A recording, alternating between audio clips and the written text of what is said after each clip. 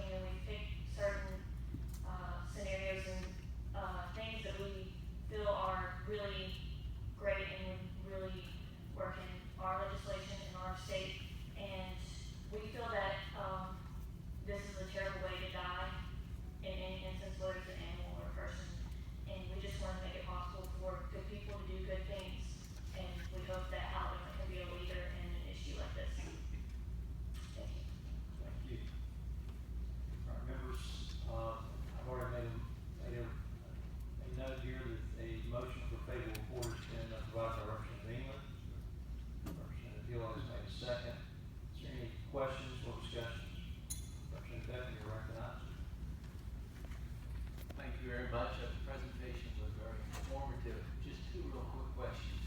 Does this only apply to an automobile?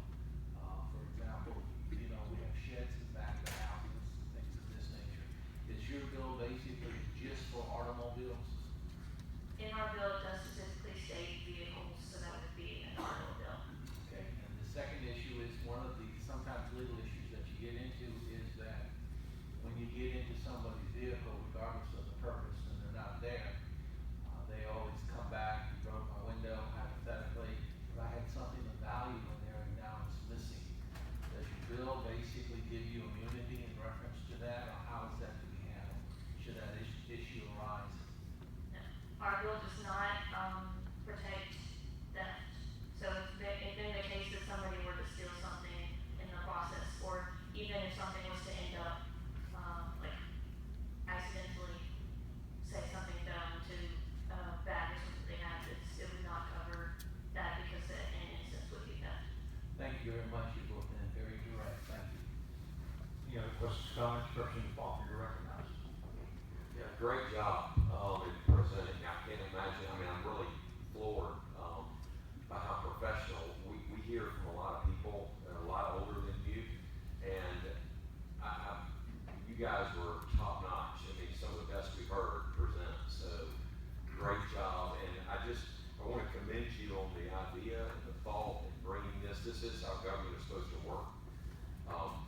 Hearing from the citizens, particularly about the ideas that they come to us. So, and I commend your class. I would like to ask you about the research you did. Particularly, you were talking about the temperatures in a car.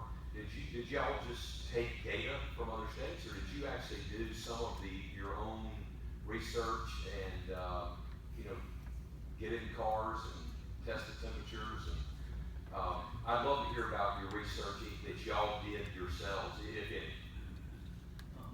Yes, sir. At first, we wanted to look at what the average annual high temperatures were in Alabama. So we researched that through various websites, weather websites through Alabama. And we basically just looked at different temperatures. There's a chart that, I'm not sure if I have with me right now, there's a chart that talks about the specific degrees and what the animal's body is going through as the temperatures are rising inside the car and outside the car. And there's a ratio for that. And so we looked at a lot about that, watched videos, and we've just been educated on that sort of stuff. You didn't do any of your own tests besides Mr. England's head? No, sir. Okay. Well, I think there's some, there might be some, possible tweaks to what y'all done, that I think would get this bill in, perfect form, but I really like what you've done. Representative Cavan, you're recognized. Thank you, Mr. Chairman. I just wanted to commend my colleague, for the legislation, but also to commend you all, future leaders here in the state of Alabama. I know there's an election next year. Although I have some colleagues that are in the area, you all could possibly, depending on your domicile, take their places, but, at some point in the late future, further on out, sometime in time, but I just wanted to commend you all for your efforts. Great job. I have Axel is my puppy, and I just couldn't even imagine. I shared it with Representative England. I love animals, and so I just wanted to commend you all. And I'm not sure if it's the magic component with what you all have on or not, but y'all did a great job today. You should be proud. Representative Holt, you're recognized. Thank you, Mr. Chairman. I want to add my commendations to the initiative, of taking the initiative on this. You've certainly gotten some attention from your own community, and from mine, and from all around the state. I'm getting contacts on your bill, and it's generated a lot of interest. I'm curious, can you kind of summarize for me the states around us that have done this, and what kind of experience they've had early on? Have you done any looking at that at all? Yes, sir. Our bill was based on a few other states, such as Wisconsin. Wisconsin was the bill that we used to mimic this bill around, tweak it around, and so that's one of a few that we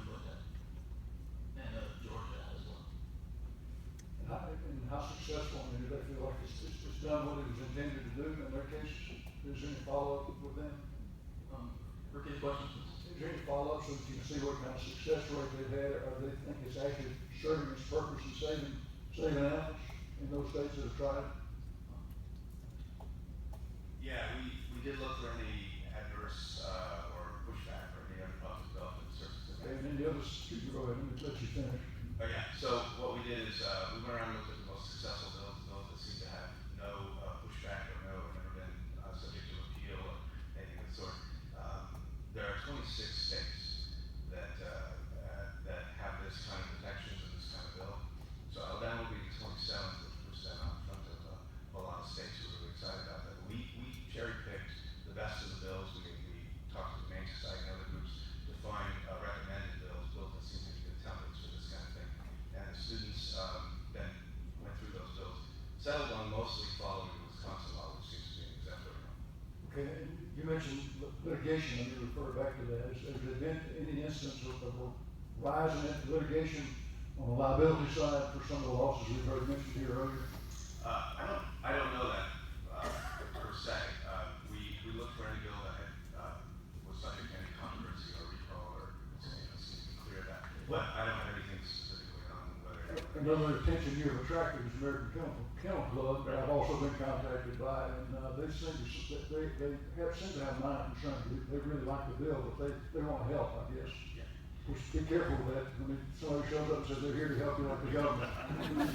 I'll remind you. We also received, we had a chance to look at their, the letter they sent with their suggestions. So you have seen that. We have seen that. We think those are very reasonable suggestions, and already begun to talk about ways that we can. That sounds wonderful. Again, congratulations on your initiative. Thanks, sir. Representative Farr, you're recognized. Thank you, Mr. Chairman. Ditto on the accomplishment that you pulled off. It's unusual that we see people of your age that have got that kind of commitment. But I do have a question for you. It's got a good question. Well, first, did he have hair on his head before the bonds?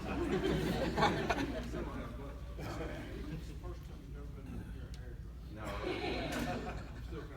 A lot of things we see, and I'm not an attorney like a number of these individuals are, and our good friend is. My background's law enforcement. A lot of language will see that if somebody does something in good faith, it can be used as a defense. But I see in this, you say if somebody does something in good faith, they will be immune. It's pretty, that's pretty bold, that, it's what I did, I can stand in front of you and you will allow me to use what I did and why I did it as a defense. But in this, it's not, I may use it as a defense. If I think, looking at the car, if I think it was hot enough in there, even though that dog may just be asleep and it may not be that hot in there, but if I think it is, I can take my baseball bat and that $150,000 Mercedes, I can knock the window out. And then when the dog wakes up, I can say, ooh. But I'm immune. I just, food for thought. And I'll leave that to the attorney, but, I commend you on what you've done. I would like to see, before this thing gets to the end of the road, and I think it will be successful, I would like to see not only the Humane Society and other groups, but I'd like to see law enforcement. Your people out there, your first responders that usually get to the scene and it's too late. I'd like to see those guys stand beside you, sometimes and applaud you, because I'd like to be there and applaud you. Thank you, Chairman. Thanks, sir. Representative Drake, would you wish to be recognized? All right, any other questions or comments? All right, all those in favor, Representative Pettis. All I want to say is I think you may give y'all a round of applause.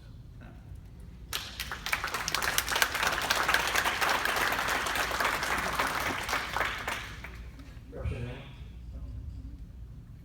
And also what they didn't tell you is that they got hundreds of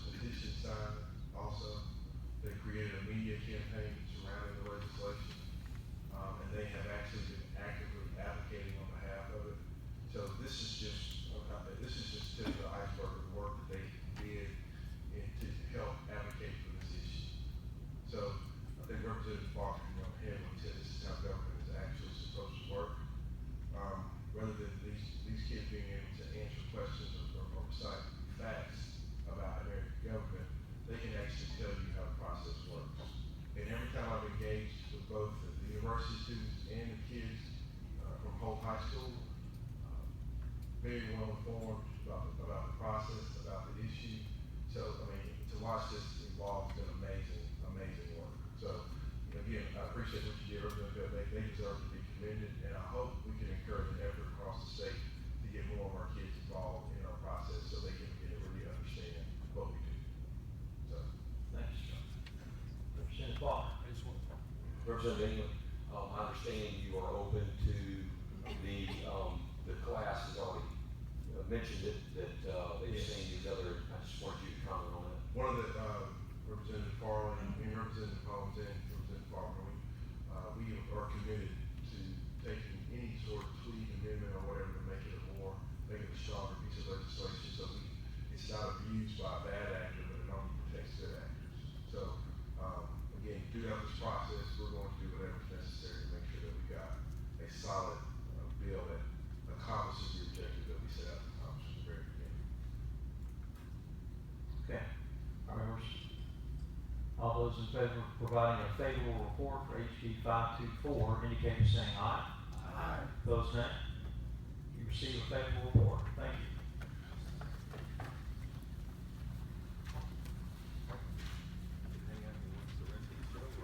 HB539, Representative Hill.